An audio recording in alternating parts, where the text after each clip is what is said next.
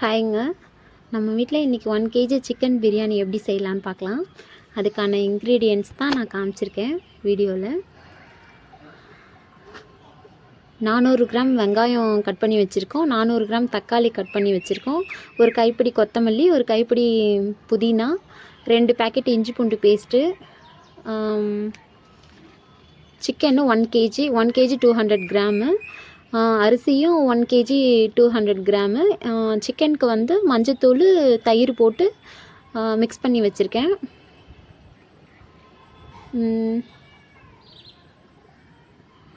First வெங்காயம் எடுத்து டபராவில் போட்டுடலாம்.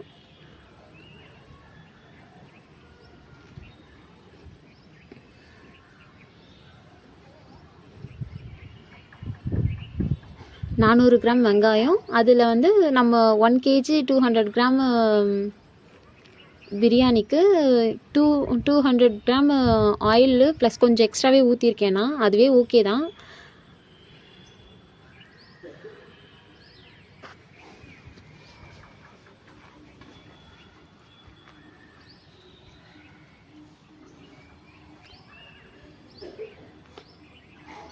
வெங்காயத்துலேயே நம்ம பட்டை, கிராம்பு, ஏலக்காய், பிரிஞ்சி இலை,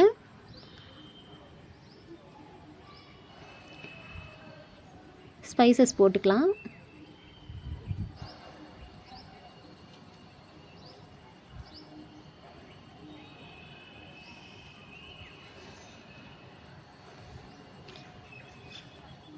ஸ்பைசஸ் போட்டுட்டு ஃபுல்லாக ப்ரௌன் கலரில் வர வரைக்கும் வதக்கிக்கலாம் வெங்காயத்தை. அப்பப்போ கரண்டி வச்சு கிளறிட்டே இருக்கணும். நம்ம அது வதங்குற வரைக்கும் அப்படியே விட்டுட்டோன்னா ஒரு சைடு தீஞ்சிரும், ஒரு சைடு நல்லா இருக்கிற மாதிரி ஆகிடும்.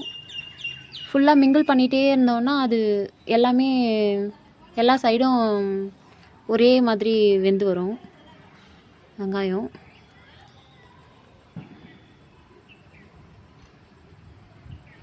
அப்பப்போ இந்த மாதிரி கரண்டி விட்டு கிளறி விட்டுட்டே இருங்க.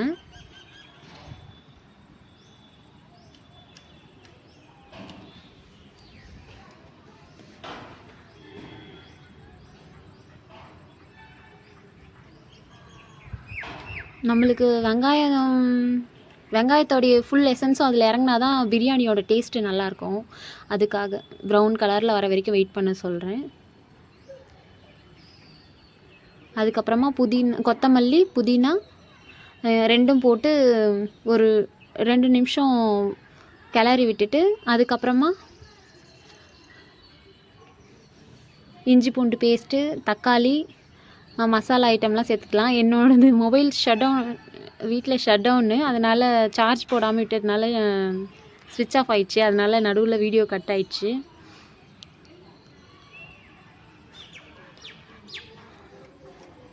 தக்காளி, தயிர், காஷ்மீரி சில்லி 10 கிராம் போட்டிருக்கேன். போட்டு எல்லாம் வதக்கிட்டு சிக்கன் போட்டு ஒரு கிளாஸ் அரிசிக்கு 5 கிளாஸ் நான் அளவு பண்ணி போட்டேன் 200 கிராமில். அதே கிளாஸில் நான் 1க்கு 2ன்னு தண்ணி ஊற்றிருக்கேன்.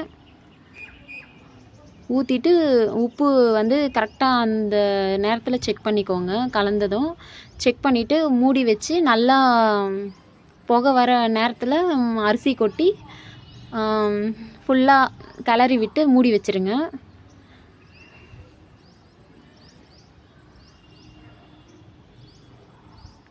தண்ணி நல்லா கொதித்ததும் அரிசி போடுங்க.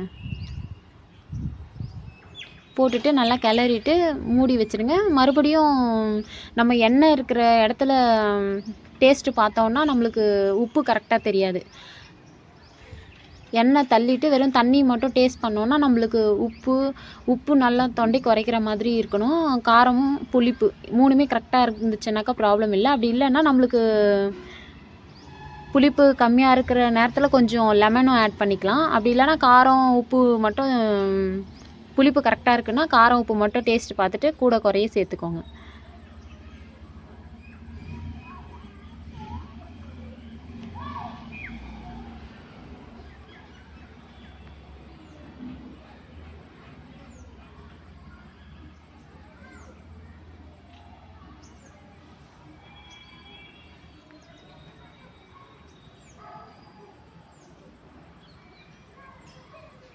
நம்ம அரிசி போடுறதுக்கு முன்னாடியே கழுவிட்டு தண்ணி வடித்து வச்சுருந்தோன்னா கரெக்டாக இருக்கும் எடுத்து போடுறதுக்கு.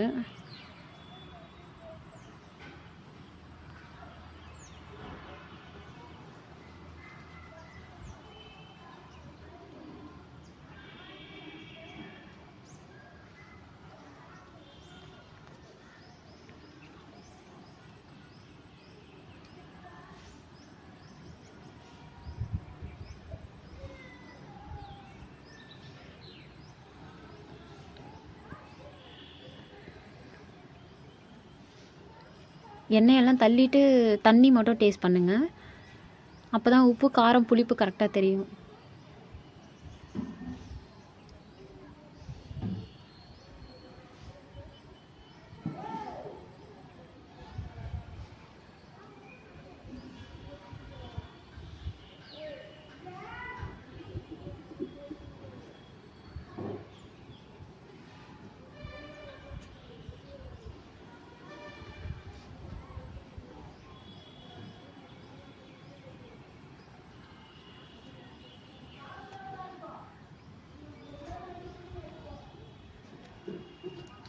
ரைஸ் லெவலாக வருதான்னு அப்பப்போ ஓப்பன் பண்ணி செக் பண்ணிக்கோங்க.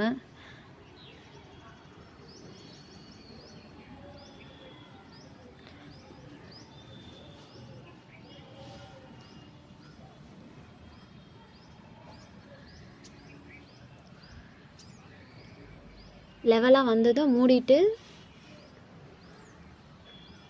தோசைக்கல்லை வச்சு தோசைக்கல் சூடேறுற வரைக்கும் ஹையில் இருக்கட்டும். ஒரு 3 மினிட்ஸு ஹையில் வச்சுட்டு தோசைக்கல் சூடு ஏறினதுக்கப்புறமா சிம்மில் வச்சு ஒரு 20 மினிட்ஸ் விட்டிங்கன்னா உங்களுக்கு பிரியாணி ரெடி ஆகிடும்.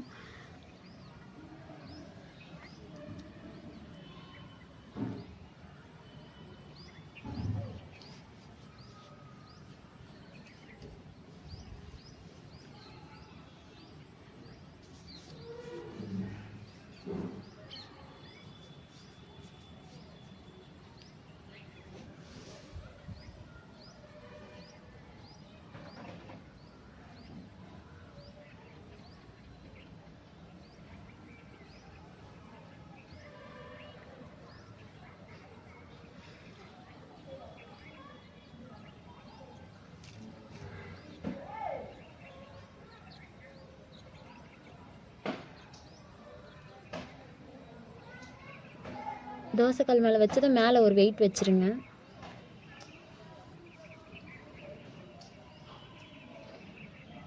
வெயிட் வச்சுட்டு ஒரு 3 மினிட்ஸ் ஹையில் வச்சுட்டு அதுக்கப்புறமா 20 மினிட்ஸு சிம்லேயே இருக்கட்டும்.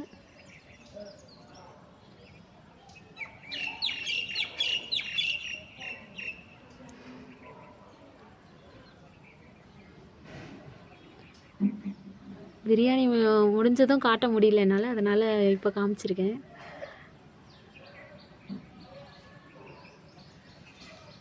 பாப்பா மொபைல் கேட்டு அழுததுனால.